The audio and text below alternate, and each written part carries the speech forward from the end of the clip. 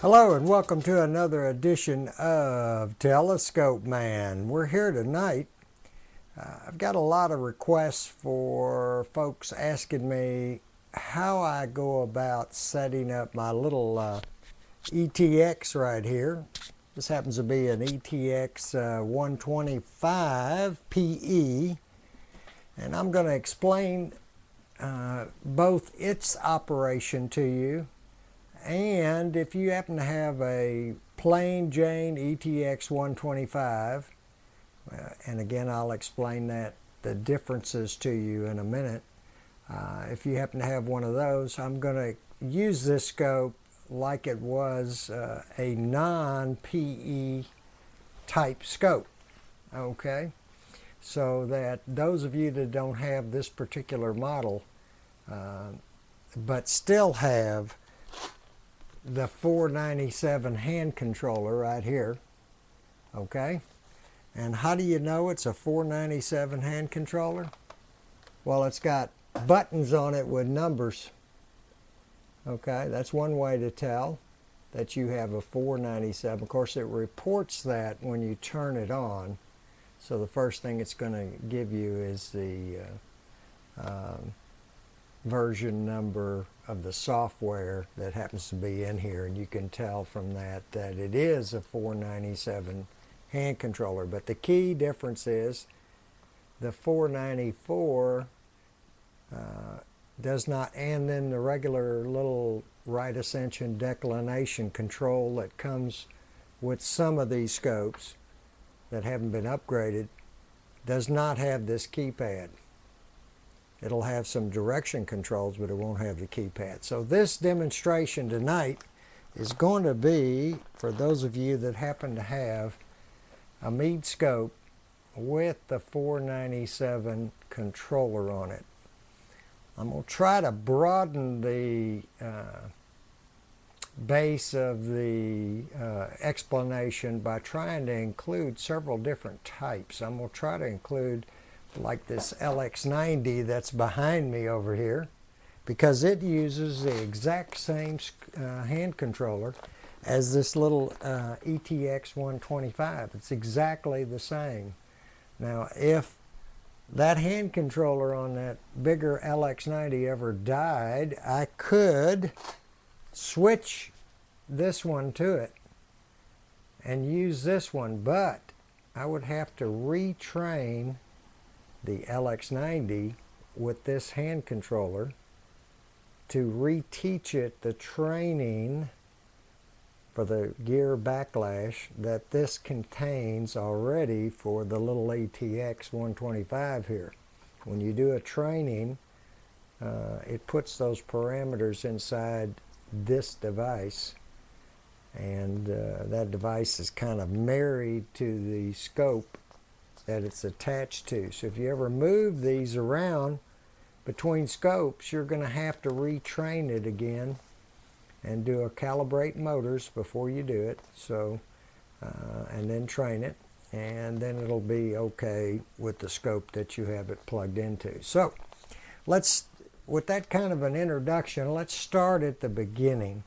I'm going to assume that you have either an ETX90, an ETX125, or an ETX90PE, or an ETX125PE, or maybe this LX90 that's behind me.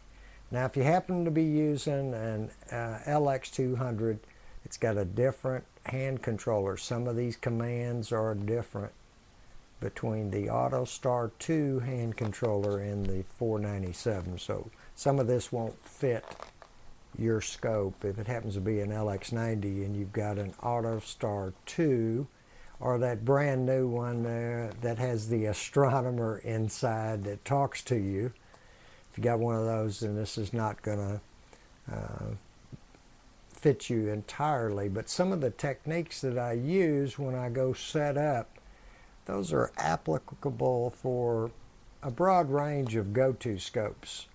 So without further ado, as we normally say here on Telescope Man, let's get into this. So as you can see, I've got my 497 hand controller plugged into this little ETX125 here. It's got a nice plaque on it from Dr. Clay because he did a supercharge on it here very recently. And boy, he did a great job too. The scope was almost unusable before he got his hands on it. It had serious problems with the deck axis. The altitude was had very bad deck backlash that he actually had to do some machining to during the supercharge to get it fixed. And of course, he re-greased all the gears. He took the entire tube apart and cleaned everything inside, mirror and the corrector lens in the front. He did that. Then he put it on an optical bench and recollimated the optics. You've got to have a optical bench to recollimate these Maksutov type scopes that are with the ETX90 or the ETX125.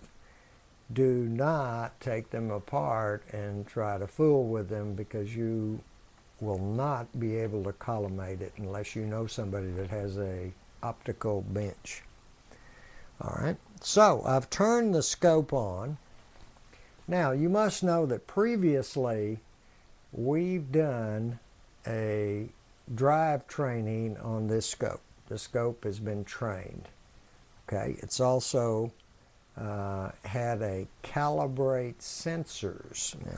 Now why would it have a calibrate? What is that? Let's kind of show you some stuff on here. Well, the PE models have what's called a little LNT module, Level North Technology, a little module right here. And this little module has an accelerometer in it, and it's got a compass in it. So it can find level and it can find north all by itself.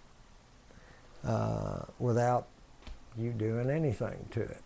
Okay, so there's a couple of things that you have to do in order for this to work accurately. First one is to calibrate motors, and I'm going to do a calibrate motors right now so you can see it. So let me jump into the hand controller, select setup, and I'm going to run up until I get to telescope, and then I hit enter and I click a few more buttons and it says calibrate motors. So now keep your eye on this scope. It's going to be very fast. All right, it only takes a few seconds. Watch what it does. Here we go.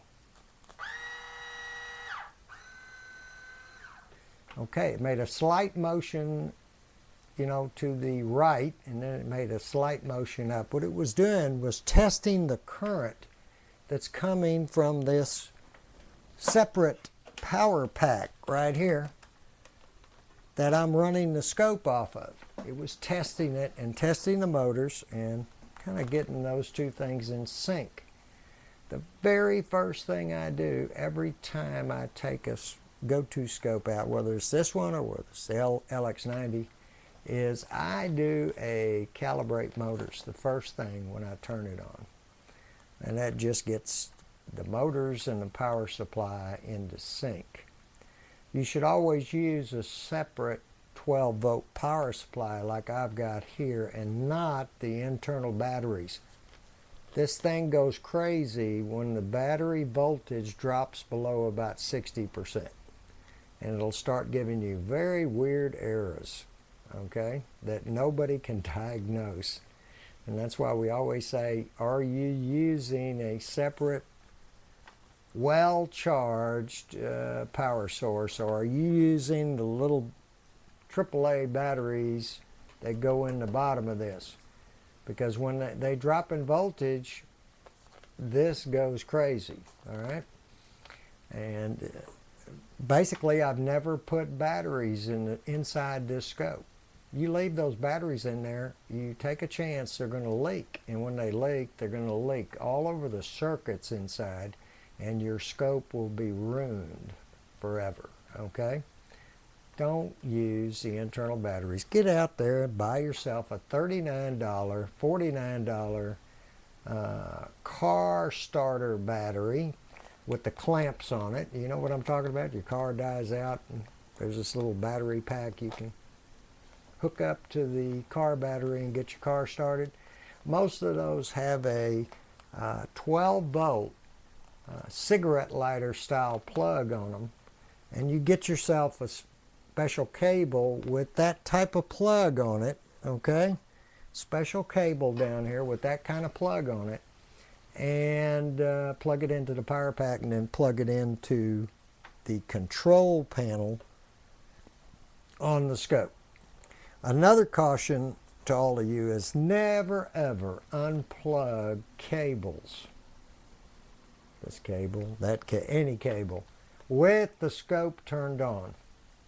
You are playing Russian roulette that the ground wire actually makes contact first before the current wire. Okay, that's what you're doing. You're playing Russian roulette every time you do that. One day you're going to plug it in with the scope turned on, and you're going to burn out the power board in this telescope here. So never unplug these cables anywhere with the scope turned on. Plug them in, then turn the scope on.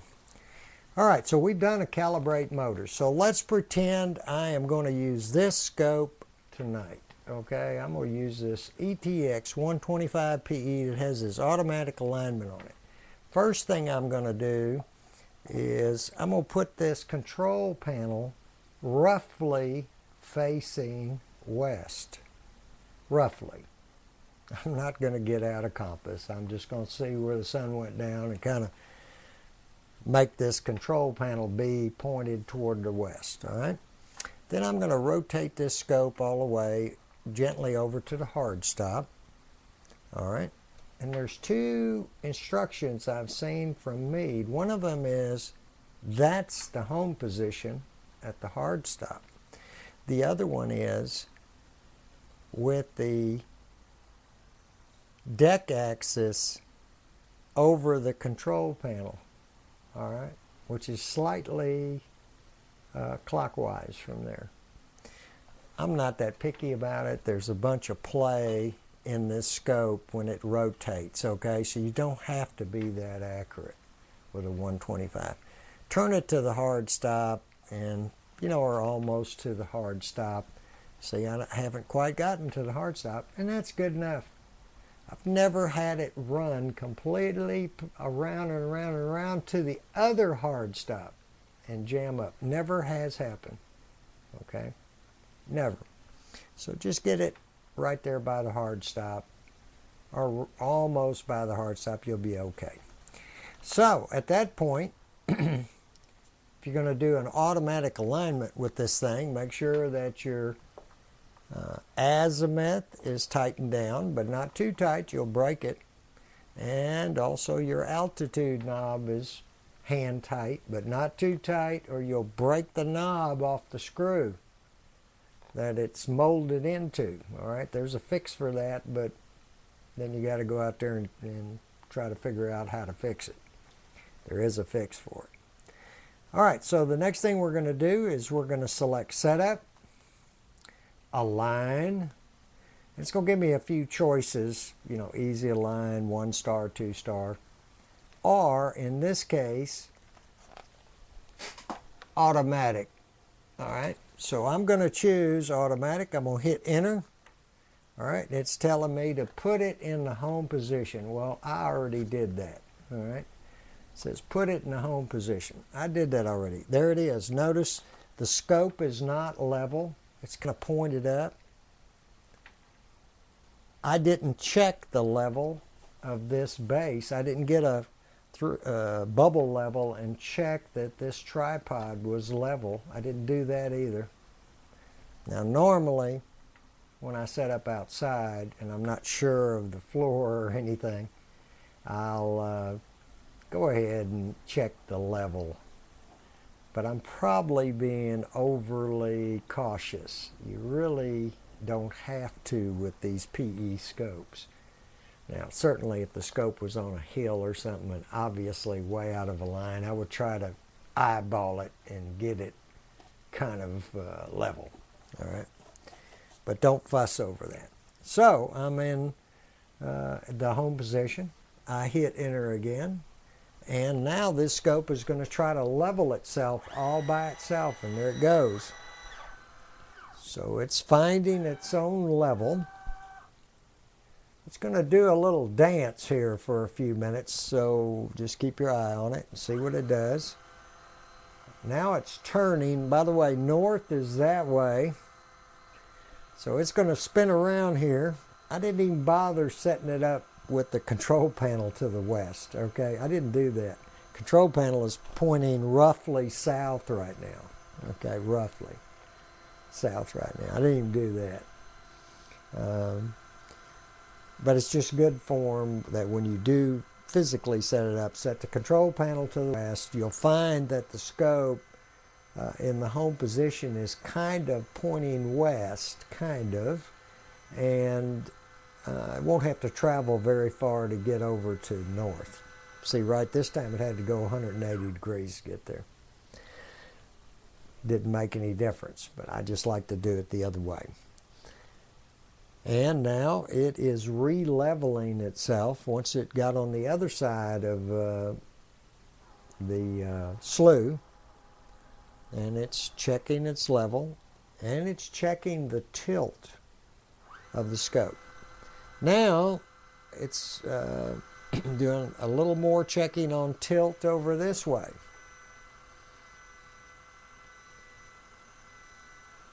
I get a kick out of watching it when I'm out in the field observing, and you know, people see me push the button and it starts moving all by itself, and they start asking me questions about what is it doing. You know, well, and I usually show them this screen and say, see, it is finding level right now. It's going to make sure it's level. All right, so it's just about done. And now it says it's selecting a star, and since I have Dick Seymour's patch in this hand controller, I did a firmware update using Dick Seymour's patch. You can find his patch on the internet, Seymour, Dick Seymour. It also told me it was looking for Sirius, the star Sirius. Normally it wouldn't tell me that. It would just say slew into the first star, and you'd have to push the question mark button down here to find out what star it was actually trying to look at. But with Dick's patch, it reports it automatically. So now I'm going to assume that it is pointed toward that star, and that's about the general direction it would be in right now. So I'm going to press enter. Now normally you'd look through the eyepiece, you'd see the star. It's very, very bright. It's bright. That one happens to be the brightest star in the northern hemisphere, so you can't miss it. And I would center that star and then push enter. But lots of times I do this, which is called a fake alignment, and I just push the button without centering the star. And the scope is so well trained and calibrated that it will find an object or get very, very close to the object without actually centering the stars, because it's so well calibrated. Okay, now it's at Capella. That's the general direction that Capella would be in the night sky. I'm just going to press enter again, and it says alignment successful. So let's test it. It defaulted back to object. So now I'm going to select, let's see, is it late enough yet? Yeah, it might be. Might be. Let's try for M42. That's going to be up right over here somewhere. All right. So we're going to select a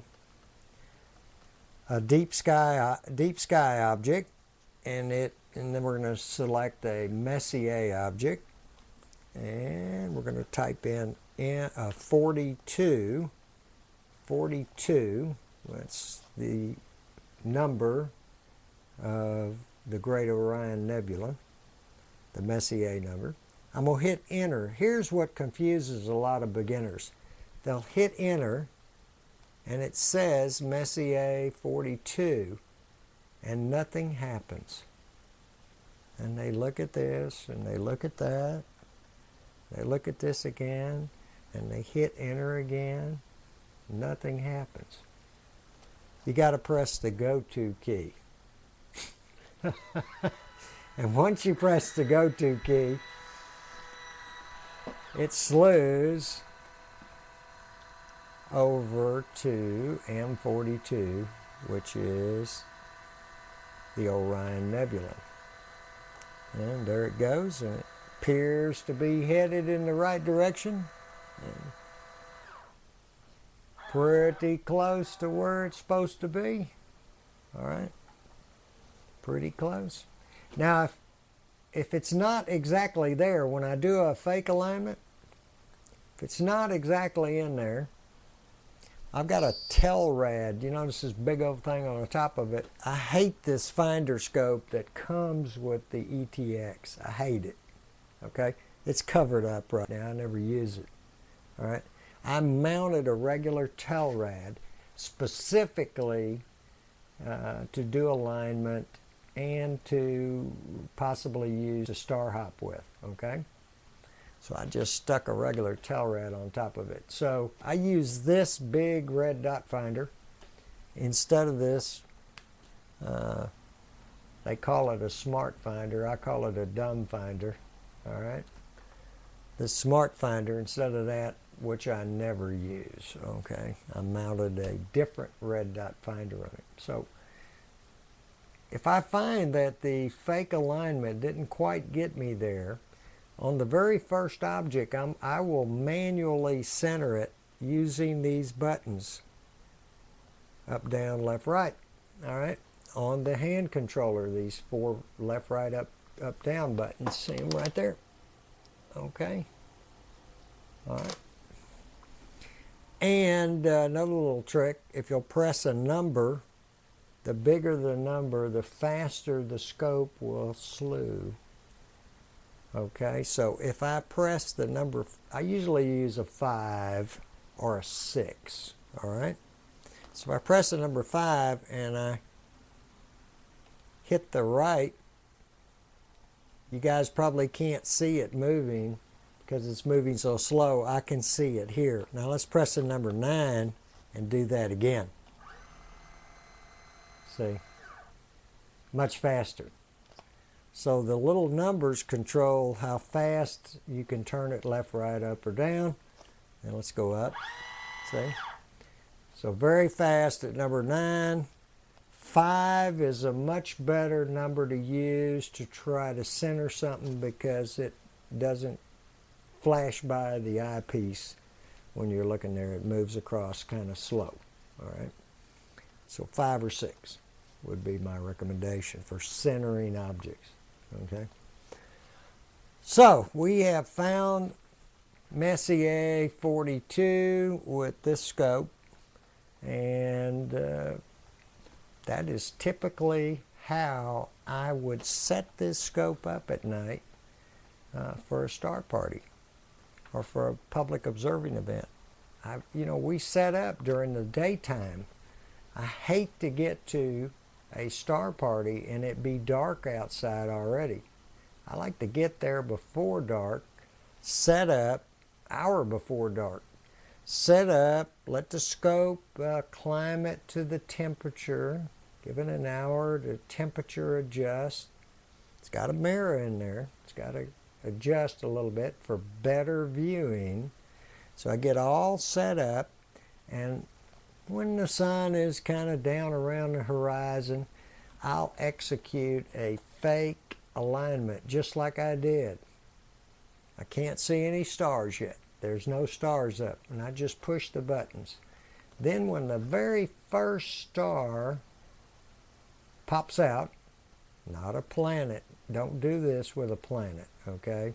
The planet's orbits in here are calculated, unlike the star field, okay? So if you try to sync on a planet, you'll basically mess up your alignment, okay? You'll mess it up. All right. So what I do is let's suppose I've got M42 now centered in this eyepiece. Okay, but you know it wasn't quite there when it made that slew. It wasn't there. All right, it was not there, and I had to move it. I had to look through my tail rad. Oh yeah, there's M42 right over here, and move the scope manually, and now I've got it in the eyepiece. So if I've got it in the eyepiece now, what I can do is I can hold down the enter key for 2 seconds and release it. And it beeped at me. It says enter to sync. And I press enter again.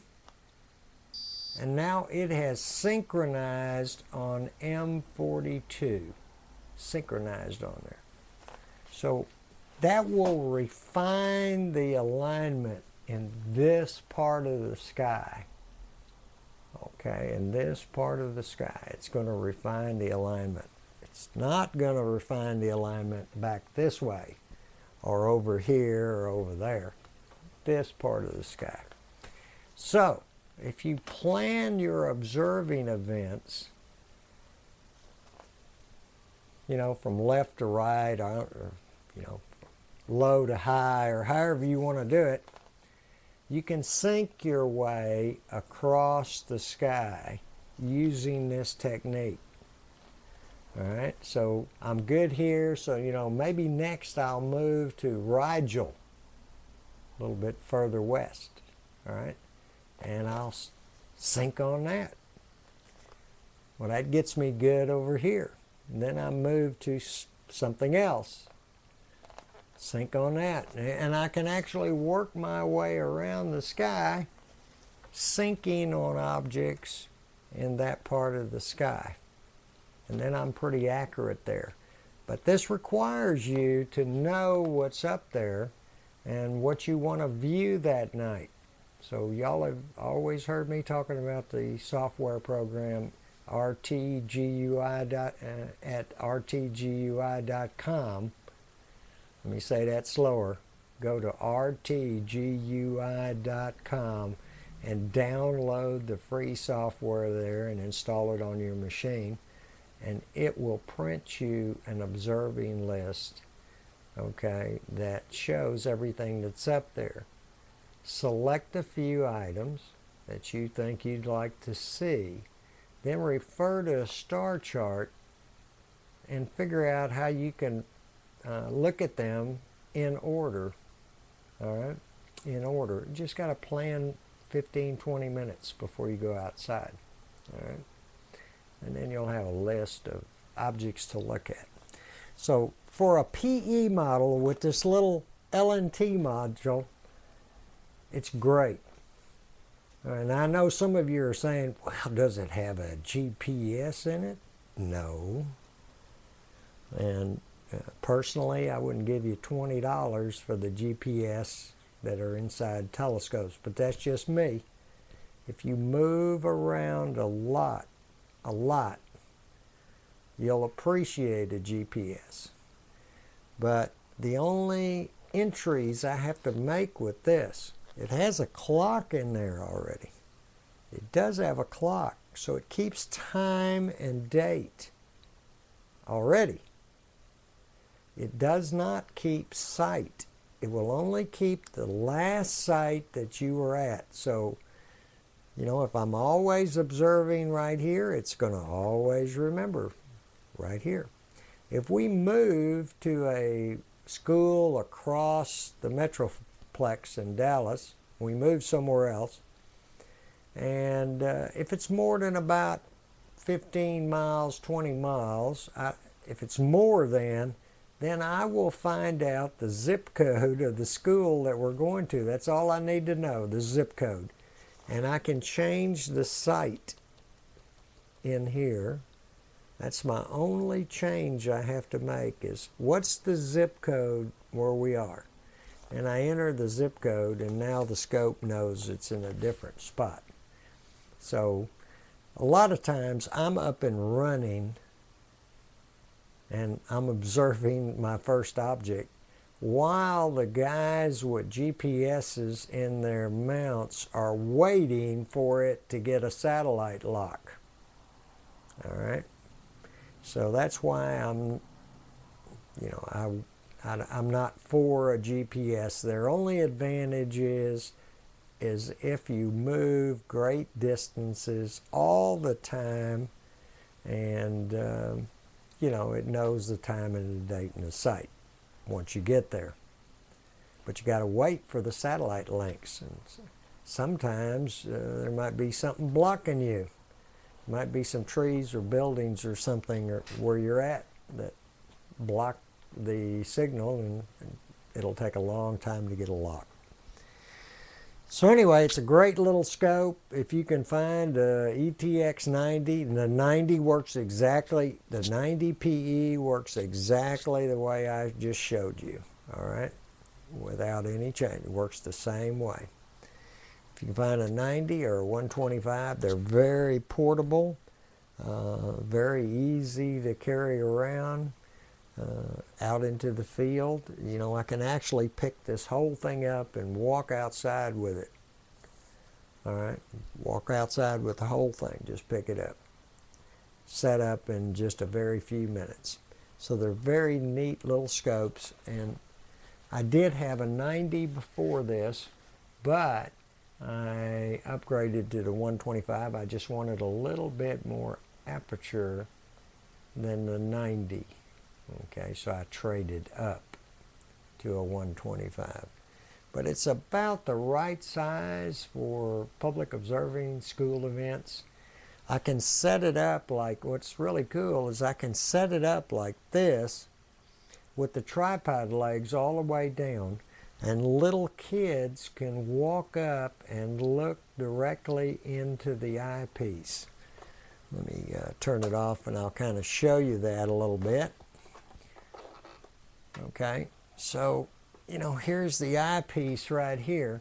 So a little kid that's this tall can walk right up to it and look in it.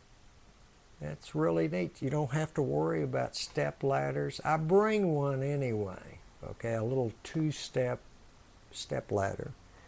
But normally the kids in grade school can reach this eyepiece when the tripod legs are all the way down. And if I have adults, I just raise up higher.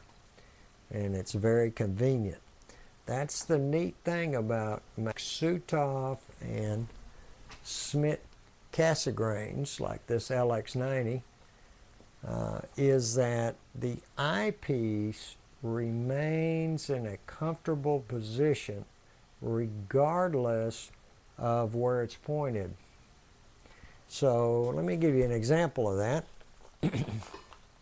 So let's say it was pointed up at zenith, okay? And there's the eyepiece right there.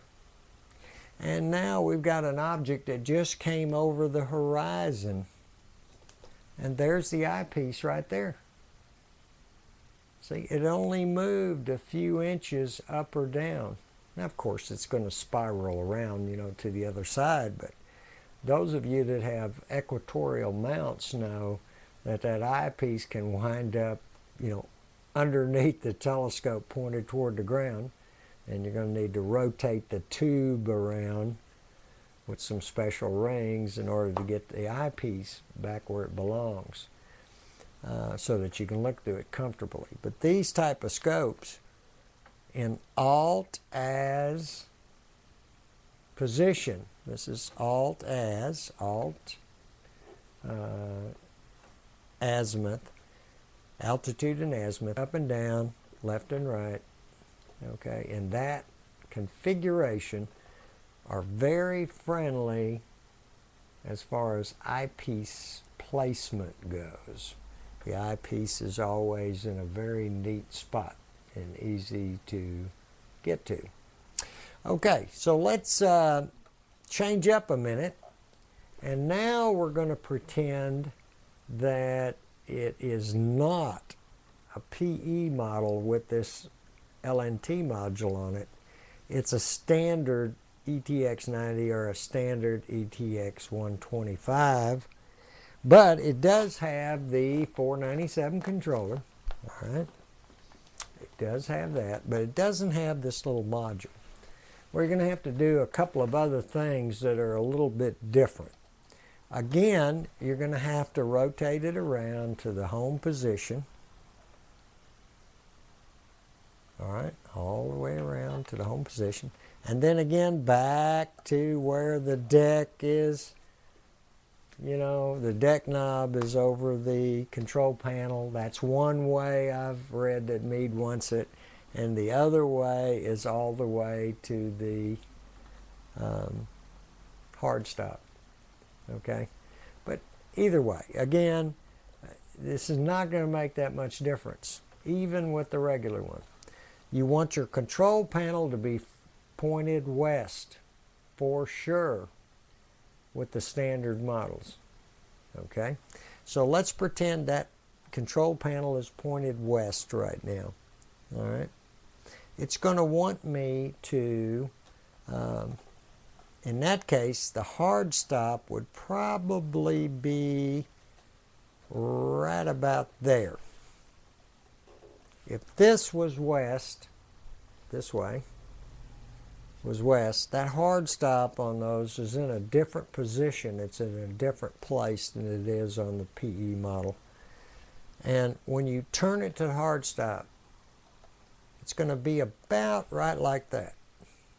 So I'll always turn the knob just slightly around, and lo and behold, the tube is already pointing roughly north.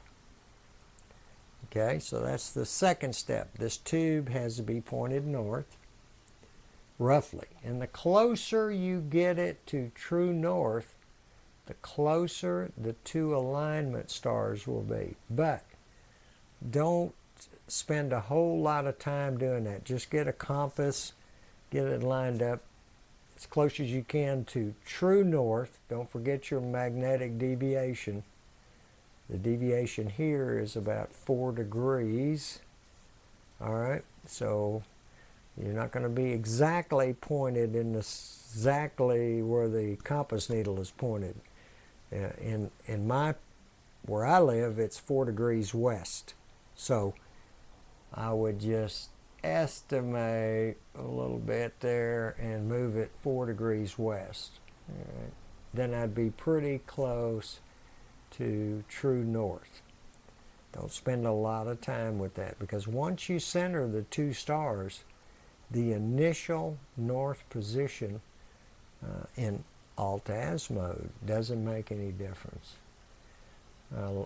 Centering the two stars corrects any north alignment errors you might have made during the initial setup. So let's pretend it's pointed north. I've leveled the tripod. Must do that. Without this module, you must level this tripod first. Then the tube needs to be level. So you put your little bubble level up here, and get that bubble right in the middle and lock it down. Lock down your azimuth on the bottom, and now you're ready to go the same way I did, except you won't find an automatic alignment in there. You're going to do a 2-star alignment. That's what you're going to do. And you're going to need to center those 2 stars. All right? So let's talk the controller again a little bit. Turn this on. Let it initialize. And Again, the same controller would be being used. Exactly the same controller, this 497. It's no difference. Just a few features in here are different, like this automatic that it's showing right here. All right? That won't be there. All right. Again, since your model doesn't have a clock or anything, when you turn it on, the first thing you're going to do is execute a calibrate motors. First thing, calibrate motors on the power pack. All right. Then you're going to go about your business of making sure the tripod is level and the tube is level and pointed as close to north as you can once you calibrate motors. All right. You've calibrated motors, it's pointed. In your case, hang on.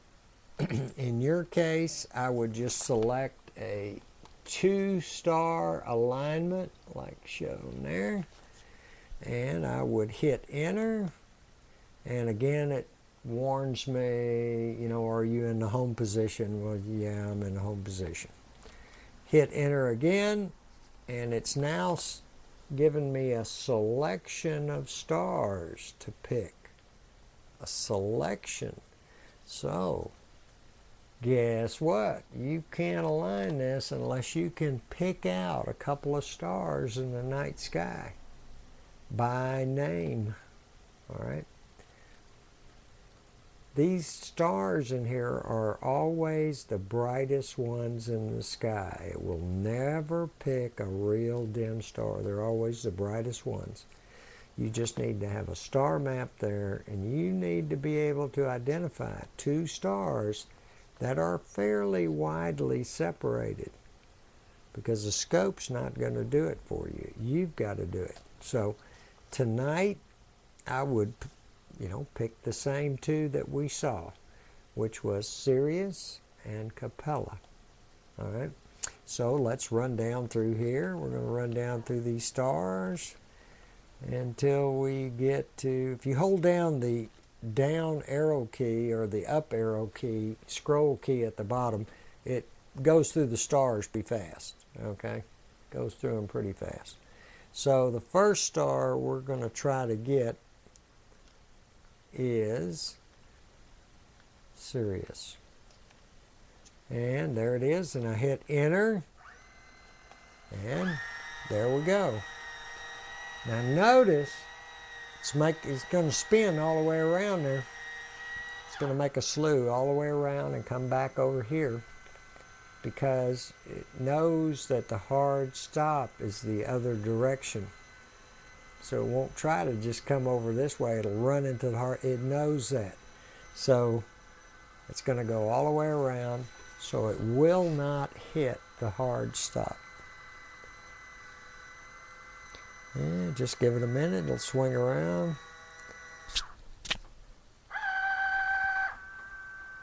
All right.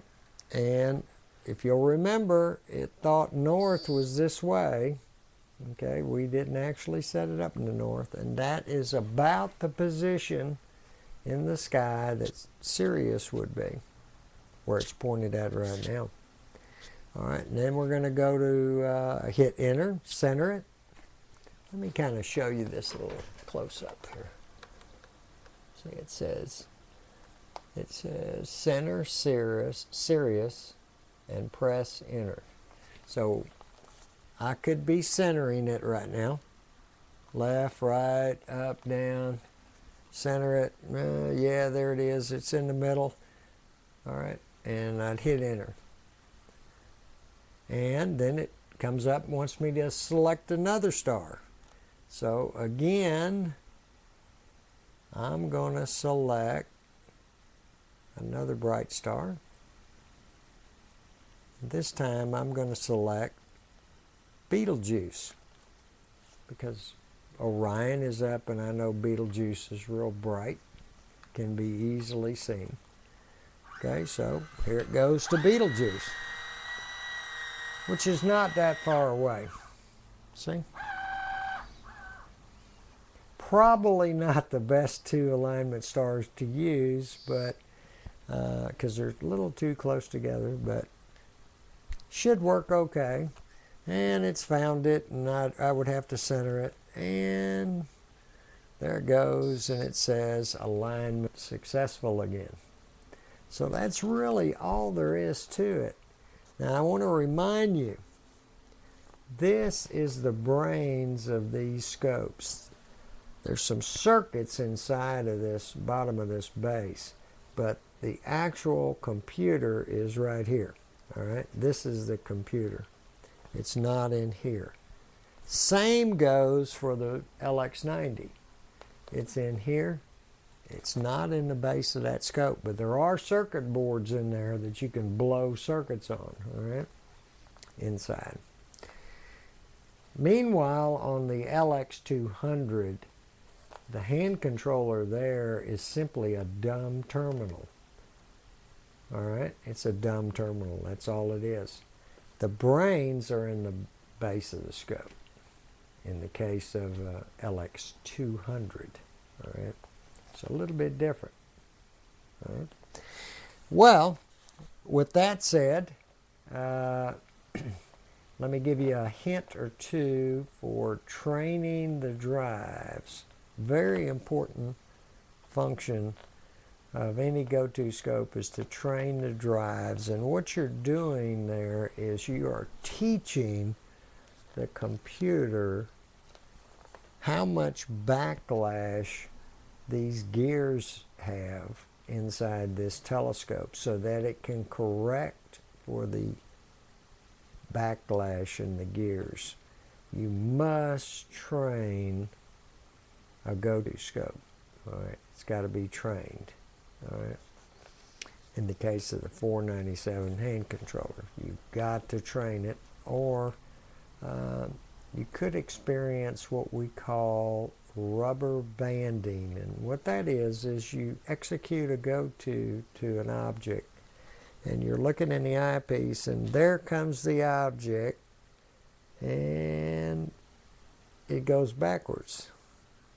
Might even go right out of the eyepiece. All right? Or you move the scope and put it back in the middle, and it goes back again the other direction like it's on a rubber band. All right, doesn't stay there. All right. That just simply means you got to train your scope. All right. So one of the first things you should do after you read the manual a couple of times is to set up a target. You can do it inside if you have a long enough room so that you can focus on a target.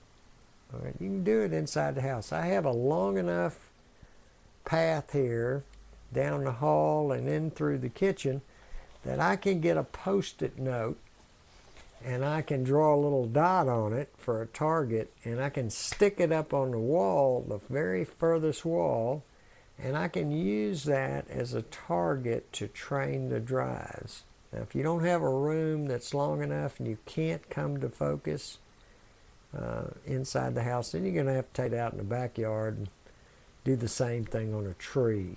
All right, you have to put a little target on the tree. Just get you a post-it note, make a dot in the middle of it for the target with a marks-a-lot, and you can tack that up to a tree and use that as a target. All that training the drives is, and you can read about the routine in the manual, and actually this walks you through it pretty good. When you enter the drive training part of the hand controller, is that it will ask you to center the target. And once you've got it centered and you press the button, it's going to move off the target. First to the left, then to the right. All right. It's going to move off the target. Later, it's going to move off the target up and down. All right. So once it's moved, let's say to the left, then it's going to say recenter the target. All right. And according to how much you have to move back is the backlash in those gears that it's going to compute. Never reverse direction when you are training the drives. If you miss the target, do not go backwards. Only go in one direction. If you miss it, sorry, you're going to have to start all over again. That's the way it is. Just don't miss it. All right. Slew back and stop when that target dot is in the center of the eyepiece again. If you got a crosshairs eyepiece, it'll really help you. But it's possible to do this without a crosshair eyepiece. So you don't absolutely have to have one. After you do it left and then right, don't forget you've still got to do it up and down, and the hand controller is a little tricky with that. I've seen people train it twice, all right, in azimuth, left and right. They did it twice. They never did it up and down.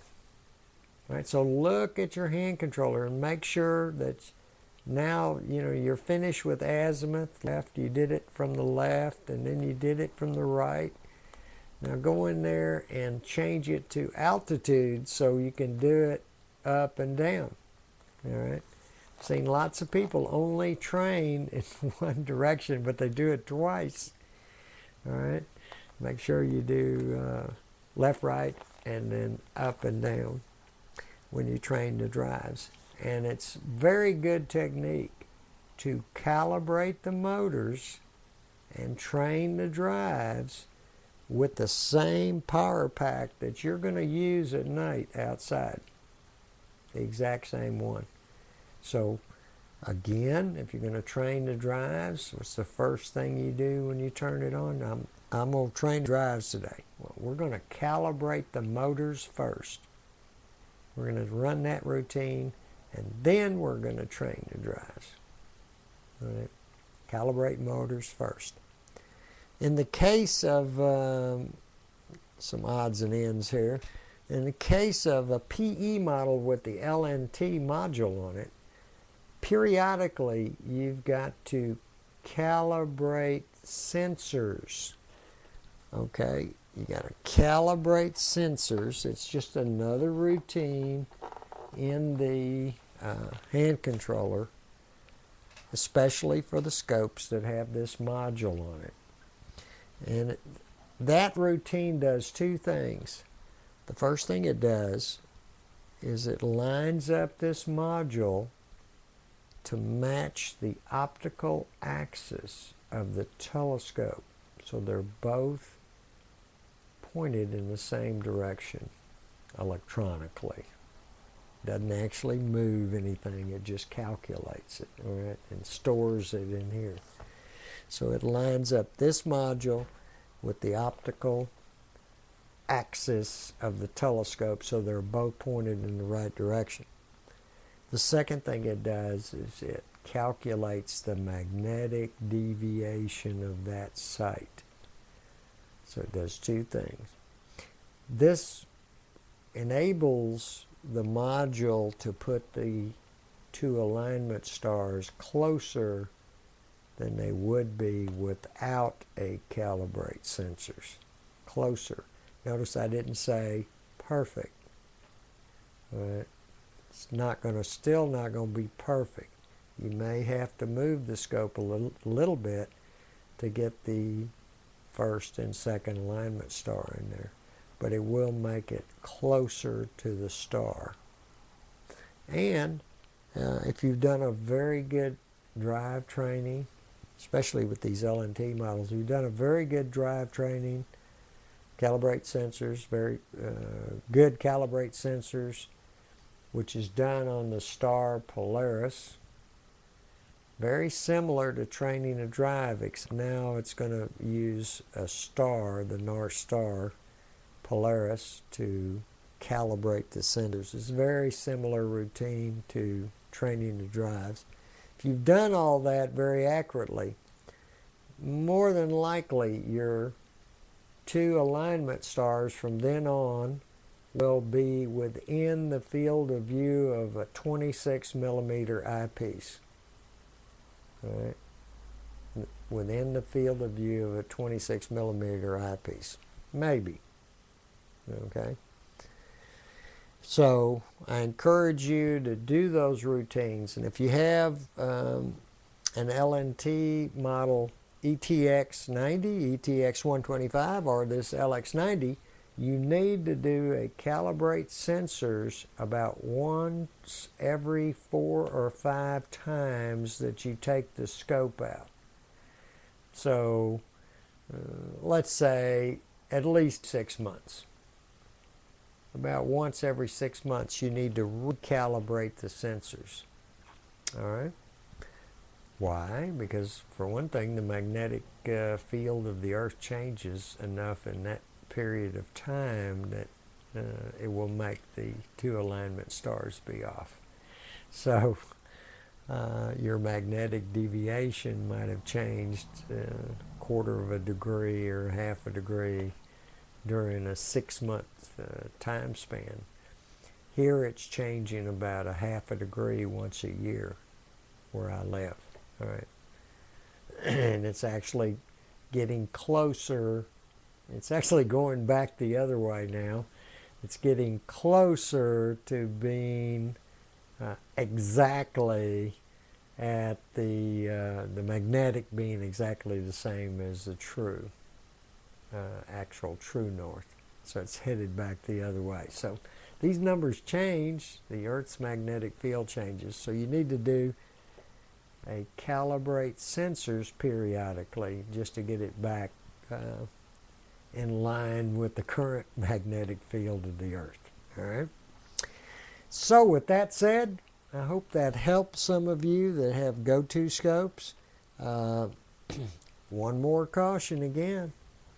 Never plug or unplug a cable with the scope turned on. All right, so I'm going to reach over here right now and turn the scope off, put that up, and I'm going to show you one final thing before we go. And that's this neat little cable, power cable, that's sold by scopestuff.com. Here's the little cigarette lighter plug that goes into the appropriate 12-volt plug thing right here. All right. And then the other end of it has the appropriate power plug for this telescope. Just so happens that this works on this scope and that scope back there because they're both Meads. But it will not work on a Celestron scope. So this plug is not the right size. This little plug isn't the right size. The current is just fine, the 12-volt current, but the little plug is not correct. So you got to buy the appropriate power cable for your scope and mount. Okay, they're not very expensive. I encourage you to have 2 because you never know when this is going to break when you're out in the field and you're dead in the water. All right, so buy yourself an extra power cable that you carry around with you.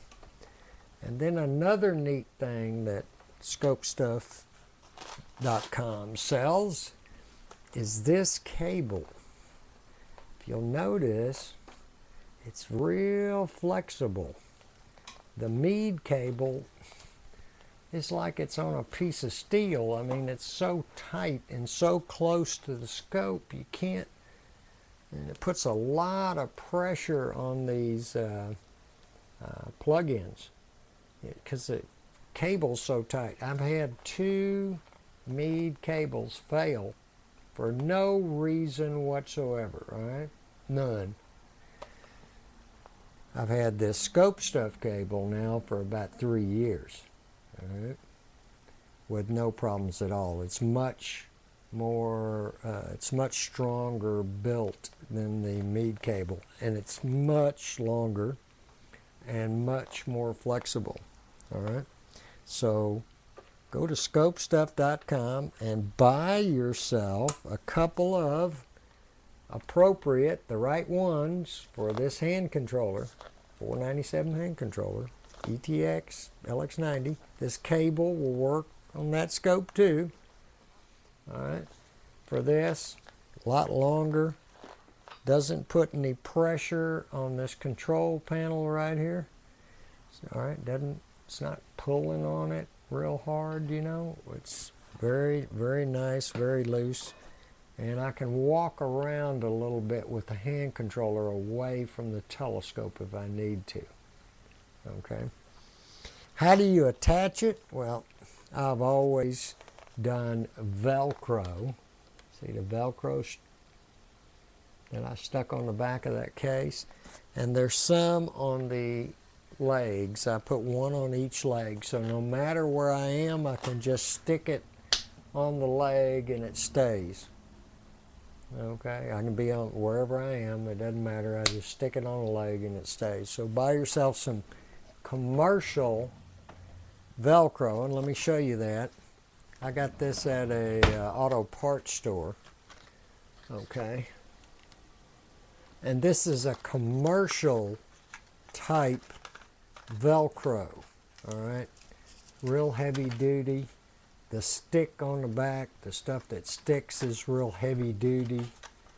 You know, you buy the cheap stuff at dollar store and it basically falls off because the glue on the back doesn't stick well enough. All right, buy yourself some good Velcro. Home Depot, I'm sure, has it, and Lowe's and your local hardware store.